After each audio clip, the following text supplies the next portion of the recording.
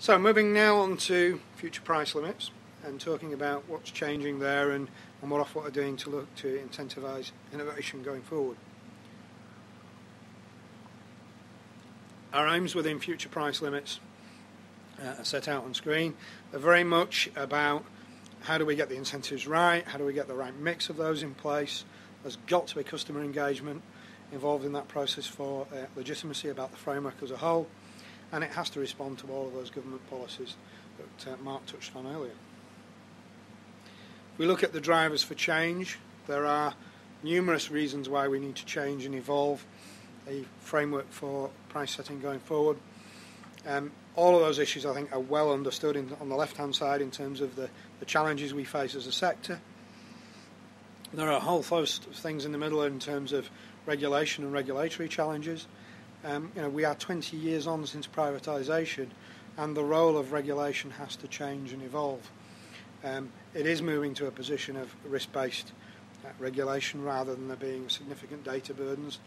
We've announced recently that the June return, the last June return, I use those words, the last June return, was actually last year. And companies are now moving for publishing their own KPIs on their websites this summer with compliance statements.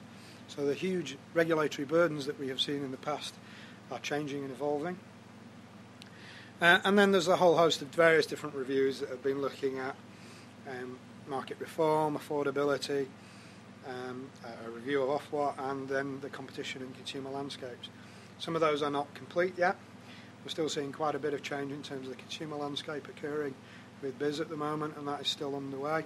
There's quite a bit of that in the press recently about what would the role of CC Water and others be going forward, and that's still not settled. More recently we've seen the white paper coming out, and the white paper is very much focused on the issues on water resources. It does touch on innovation, it does touch on a number of wastewater issues as well, but a lot of the focus there has been around water resources and the challenges that we face going forward. So we are considering changing the way we set price limits, and we've been consulting on that, and as I said, we'll be publishing in the coming weeks what the final views on that are. It is very much about putting customers at the heart of company plans, and the big area is this focus on outcomes. And outcomes are a very different beast in terms of a regulatory mechanism.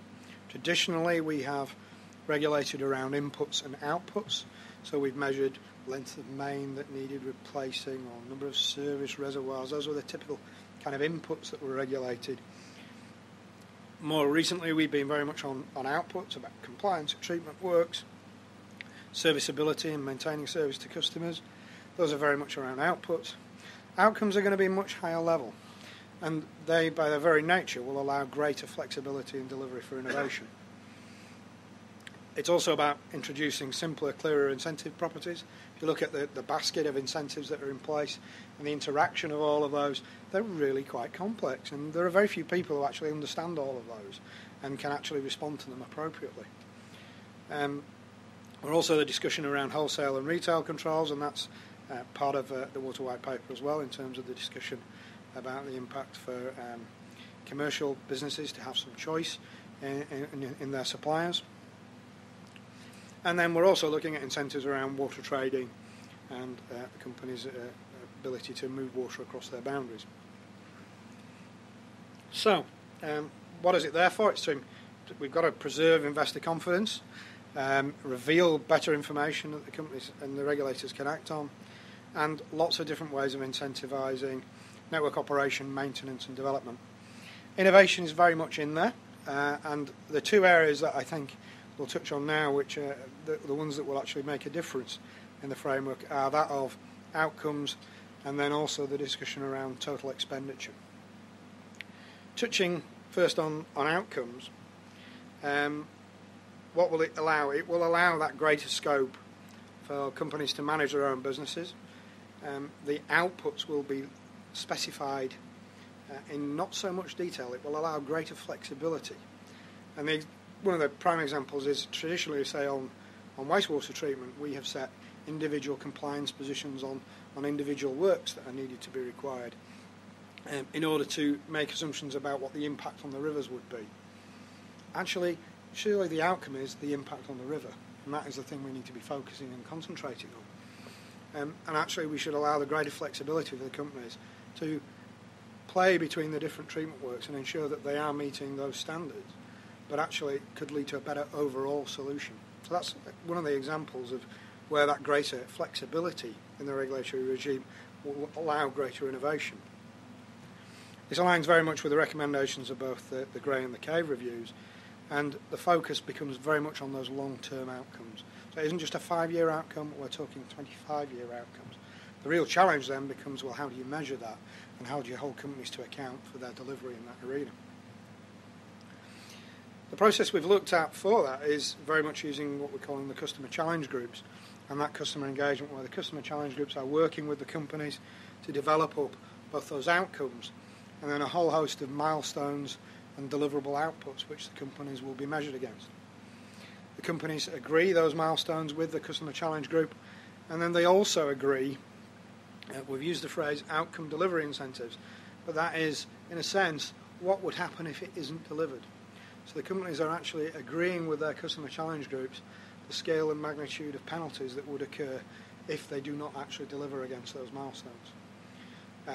Been quite a debate on that, as you can imagine, from responses from companies, but I actually think it's really important because what we're seeing there are customers getting involved in that process of defining those things, and that companies are very clear about what those would be.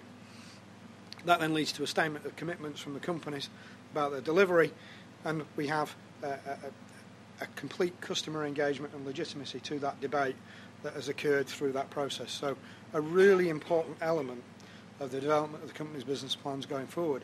Companies are spending quite a bit of time with their customer challenge groups. They've just formed now for the next price review, and they are starting to work their way through this understanding of outcomes and all of these issues about commitments and statements.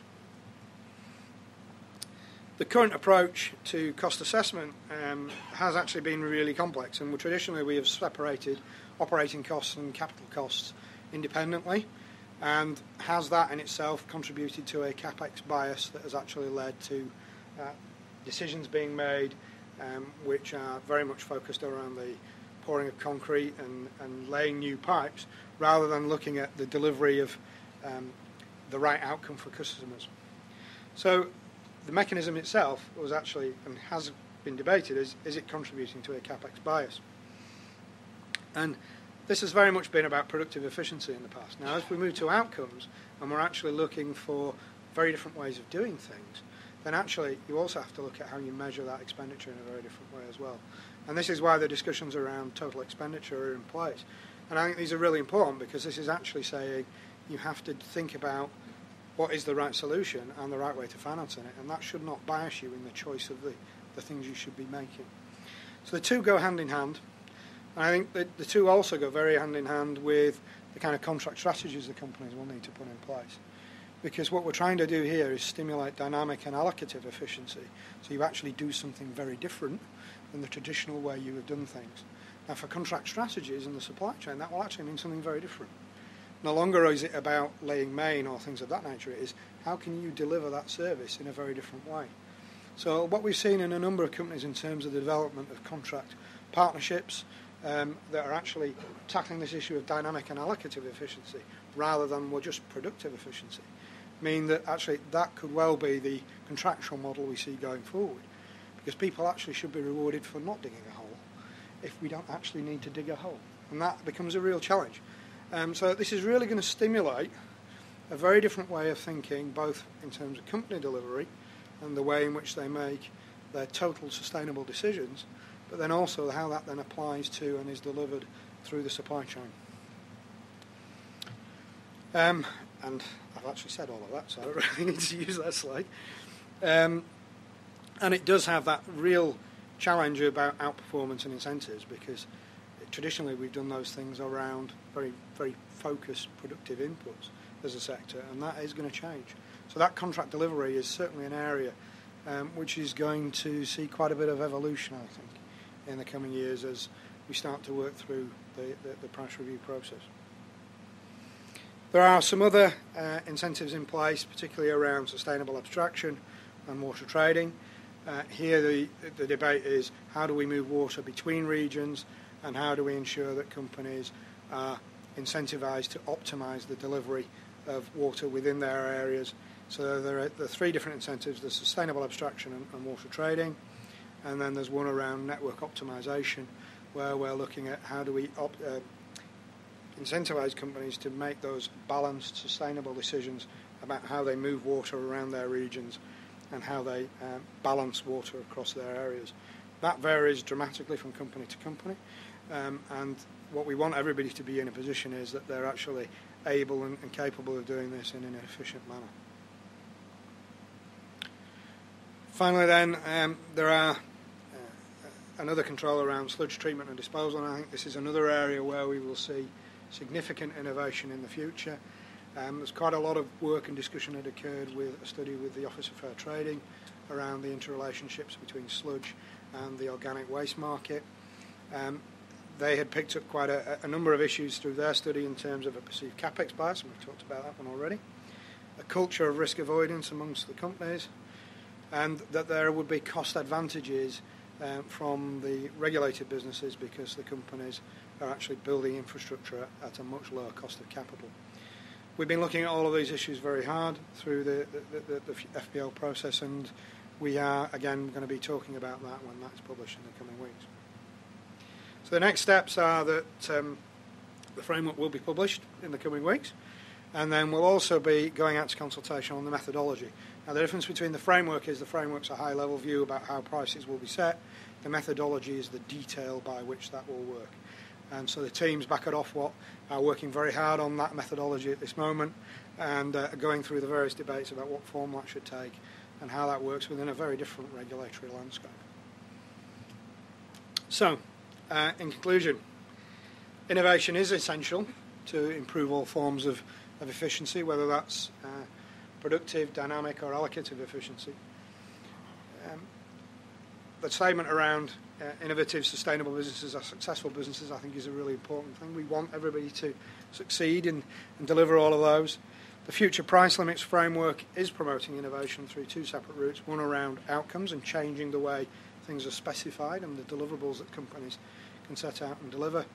And the total expenditure approach will stimulate that debate around what's the most appropriate way to fund and how do you make those best whole life cost and sustainable decisions. I think personally that will give a great deal more headroom to innovate and outperform for the companies, and therefore that should move its way through to everybody in the supply chain of delivery.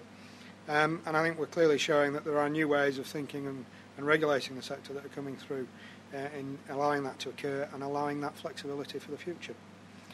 But the delivery and leadership involves everybody on innovation, and we all need to sit back and think about how that occurs. So that's the end of my presentation. And I think we're going to take questions for Simon and I at this stage. Is that correct?